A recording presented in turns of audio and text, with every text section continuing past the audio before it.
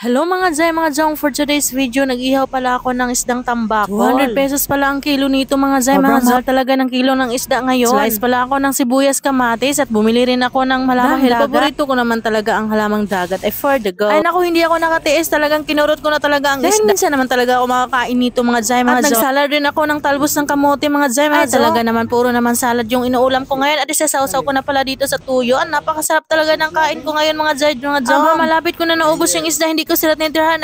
Asap-sap talaga ng kain ko dito. Maraming salamat sa iyong panonood. Bye-bye and God bless po.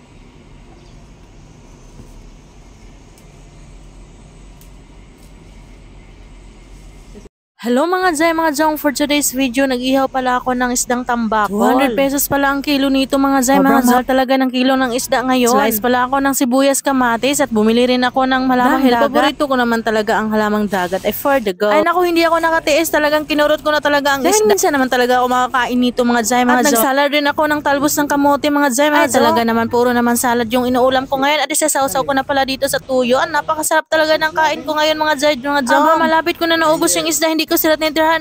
Asap-sap talaga ng kain ko dito. Maraming salamat sa iyong panonood. Bye-bye and God bless po.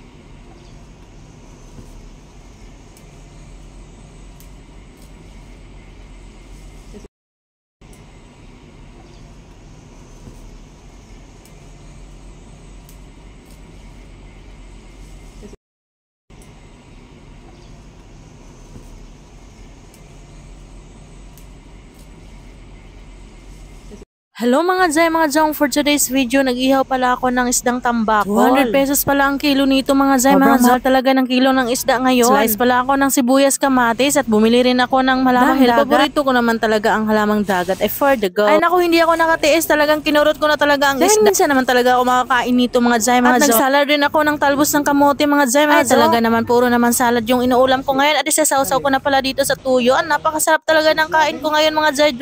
Malapit ko na naubos yung isda. Hindi ko sila tinitirahan. Asap-sap talaga ng kain ko dito. Maraming salamat sa iyong panonood. Bye-bye and God bless po.